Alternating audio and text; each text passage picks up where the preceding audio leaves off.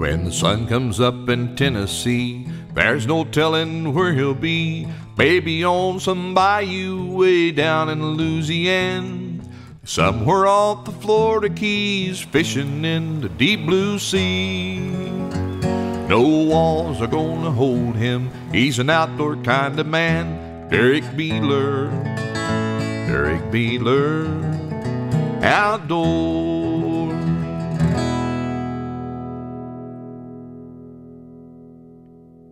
Today on Derrick Beeler Outdoors, we're really excited to have our own executive producer and songwriter, Mr. Dave Maggard. How's it going, Dave? Going fine, Derrick. I'm pleased to be on the show and pleased to be a part of the Derrick Beeler Outdoors show. We're definitely glad to have you and glad to get you on the episode too.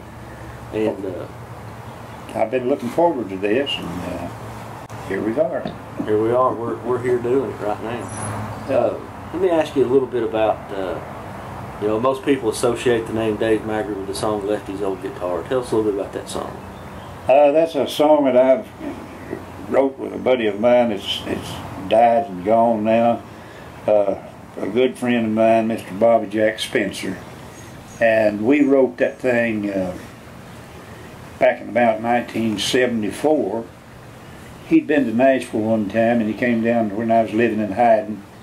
And he came down and one Saturday morning and said, let's do some songwriting if we can. I said, okay. He said, he said, I just got back from Nashville. Have you ever been to that Country Music Hall of Fame? I said, yeah. He said, did you see Lefty's old guitar sitting in there? I said, yeah. I said, hey, wait a minute. That sounds like a good song. Let's write that thing. So we started out, and about 20-25 minutes later we had it on cassette and ready to go. And never changed one line in it. And it wound up being a big hit for J.D. Crowe and the New South. Matter of fact, it was one of the latest ones before they broke up the New South band, and J.D. retired. But we pitched it first to Merle Haggard. Through a friend of ours, Ronnie Jackson, played banjo with Buck Owens. He was one of the picking buddies, and he went out to California and was picking with Buck Owens at the time, and he hand carried that thing and gave it to Merle Haggard on a cassette tape. And I don't know if Merle ever listened to it or not, but we never heard anything from him. And meanwhile, I pitched it to Ricky Watson, and he had a band at that time called Southern Blend. And I pitched it to Ricky for Southern Blend. Well, Ricky happened to have the tape with him, and he took it out to Texas when he was playing with J.D. Crowe out there, filling in for J.D.'s lead singer. And he played that to J.D., and J.D. said, hey, man, he said, let's record that thing. And Ricky left him the tape. So they worked on it, worked it up, got it the way they wanted it, sang it out on stage live for about 5 years. Everybody in the country had already heard the song before we got around to recording it. But it still went #1 for about, I think, 14 months. And it went to #1, like I say, for about 14 months, and it stayed in the top 10 for over a year. I mean, over 2 years. And it made Song of the Year for Spigma in Nashville. And it was nominated for Song of the Year at IBMA. And we got beat out there, but we did make Album of the Year with IBMA. It was a title song on J.D. Crowe's album, Lefty's Old Guitar.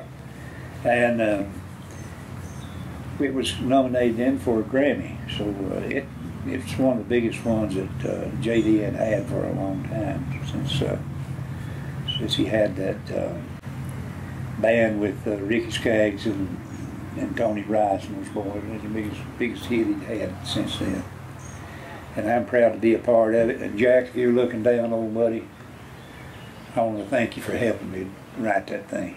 One song, Dave, that does come to mind, real good friend of the show, Chris West Band, Blue Moon Rising recorded Big Wheels Turning. Yeah, they recorded Big Wheels Turning, and it's still going out there. The truckers really love it. All-night truckers, you know, from that on the road all night long with the radios only, and like good country and bluegrass music. And I get as much royalty-wise off of that as I do Lefty's old guitar. And they did a real good job on it, and they recorded 3 more of my songs. One was called Take Me Back to Old Kentucky, and it went over real good. And the circuit riders out in North Carolina, a good friend of mine, the late Greg Corbett, and a bunch had they were the veterans of Charlie Waller and the Country Gentleman Band. When Charlie passed away, they formed a little band called the Circuit Riders, and they did this one CD, and it got a lot of airplay. And on the first record that Chris made, the Blue Moon Rising, was let's see, what was the name of that? Anyway, I can't think of it, but he had Blue Moon. He had Lefty's old guitar recorded on that. He recorded that early on. He recorded that. He beat J.D. Crowe out with it, and they did a real good job on it. And that was on Raised on Pain album. Yeah. Raised on Pain, and they had it out for a long time, and I didn't even know they'd recorded it. And one day a DJ buddy of mine had been down in Alabama on a bluegrass festival, and he said, there's some other group got Lefty's old guitar out. I said, but they did a knocked out job on singing it on stage. And I said, who are they? He said, I can't remember their names to save my life, but said they've got it out and they're going. And that I actually never in the world found out who they were. And finally I did, and I called Chris West and told him that I was one of the writers of the song. I think that's kind of scared him up. He said, I'm sorry. He said, we didn't know. And I said, that's okay. And we got to be friends. Later on, they recorded some more stuff of theirs. And we've been friends ever since. And Chris has been on this show. Matter of fact, he did the first episode. Very first episode. Sure. Derrick Beeler Outdoors. And he's a fine fellow. Well, you know, another song. You know, you mentioned Derrick Beeler Outdoors. Another song is you wrote a theme song. Yes, I wrote the theme song for the Derrick Outdoors shows. I started playing in public when I was 14 years old. Brother and a couple of friends we was going to school with got together and got a little band we called the Hiding Hilltoppers, and we got a 15-minute radio show on WKIC in Hazard, Kentucky. That was on AM radio. And I remember being so nervous, I'd get up there and start singing a song, and I'd get to thinking about how many people was listening to me out there, you know. And I'd just shake all the pieces. I'm the same way with this show. Stage fright. And well, I finally got over that. I started playing a lot of bluegrass bands and playing most of the big major festivals around, like J.D. Crowe and festival over in Wilmore, and the Red Mile Festival, Renfro Valley, old Joe Clark's festival down in Renfro Valley, Kentucky, and a lot of Osmond Brothers hometown festival down in Hyden, Kentucky, which is also my hometown too. And so I got pretty well adapted to the stage, and I got to where I was over my nervousness and everything, except for one thing. I didn't know how long our members was going to stay with the band when we was playing with Southern Harvest. I told John Mines in 2006, I said, John, I'm quitting. I said, I'm tired of training these fellas and letting them when the band gets tight, they'll run off and leave us. And I said, I'm just tired of it. I'm just going to hang it up, quit. So I haven't played anything since 2006 out in public on festival-wise or anything like that. But I do jam a couple nights a week with some friends over in Irving and around in Ravenna. And we play the old traditional country music, and I play the good stuff. I play the C6 tuning on the lap steel guitar with them, and I enjoy every minute of that. But you don't hear the real country music anymore. No, you don't. And that's a sad thing. But that's pretty much the story of my life there. I did a lot of television work too. We had a little station on the top of the hill over in Hazard called WKYH, Channel 57, and every Saturday night we had a jamboree show on there. And we were, I had a little band together then, a bluegrass band, with my brother Ben and a friend Elisha Collett, and my son Dave Jr. and Ben's son Johnny Bruce Maggard. We called ourselves the Old Country Grass, and we were regulars on that show. We did a lot of stage work from off of that, and getting calls out to festivals and stuff all over the place. And a lot of times when you was playing on the big major festivals like the Osmond Brothers Festival and J.D. Crowe Festival and Joe Clark, KET would be there filming, and they would make a 30-minute show on each performer up there just about it. So we've been on channel, the KET channels statewide, you know, with that, and it goes up in Indiana too. I've had people up in Indiana tell me they'd send me on KET up in there. It's kind of a small world when you get to get to talking about it, but we've had a lot of exposure through KET, and I'd like to thank my buddy up there, Russ Farmer, for.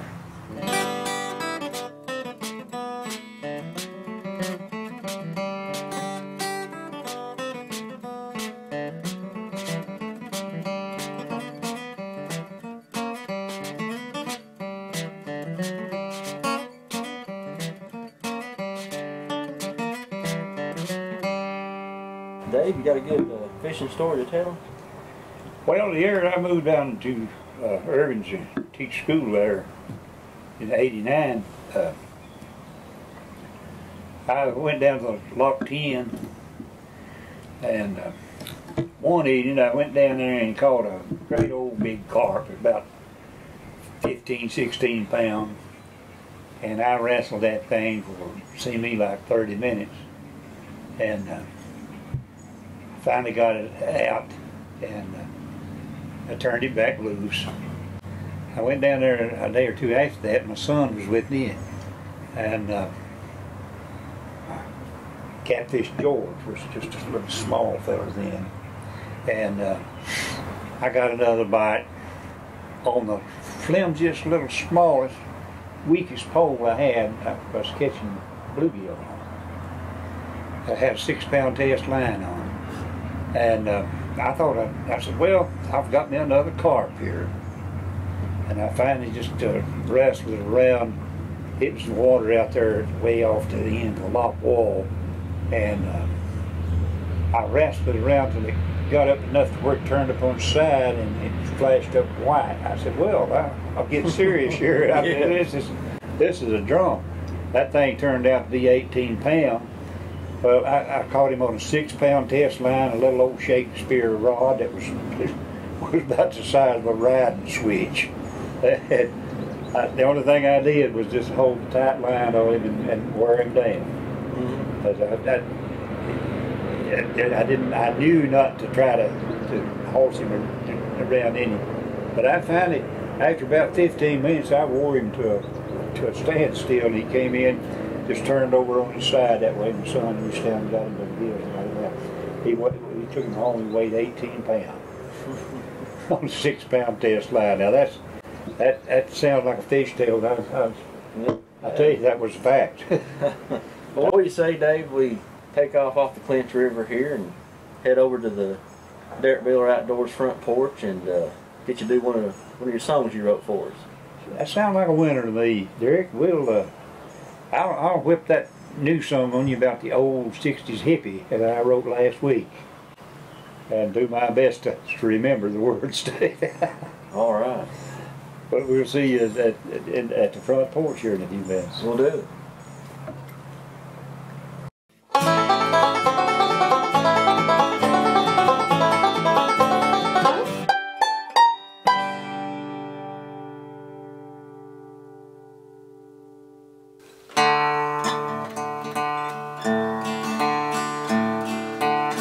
He's an old 60s hippie, hard set in his ways, but he don't get around much these days.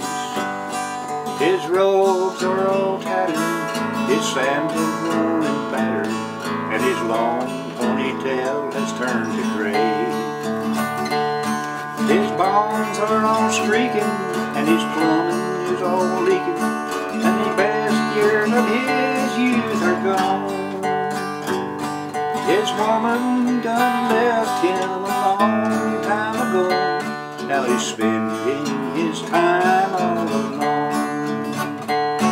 Alone and forgotten, like the flowers in winter, like a snowball late in July. And the age of a hippie has now gone with the wind, and still he keeps wondering why. He'd go back to Woodstock once more if he could, but he knows that he won't get the chance. Still he remembers all the good times they had when he got his first taste of romance. Lying there on a blanket out under the stars, in love till the sweet light of dawn. She followed him home, and now he's all alone, and he wonders where she has gone. She's gone like the flowers late in December, like a snowball late in July. And the age of the hippie has gone with the wind, still he keeps wondering why. Still he keeps wondering why.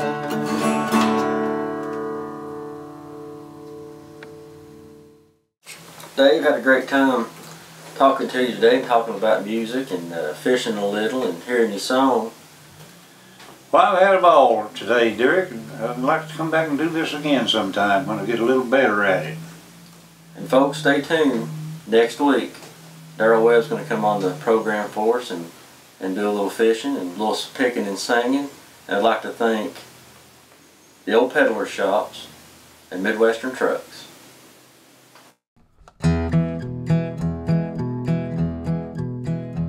When the sun comes up in Tennessee, there's no telling where he'll be. Maybe on some bayou way down in Louisiana, somewhere off the Florida Keys, fishing in the deep blue sea.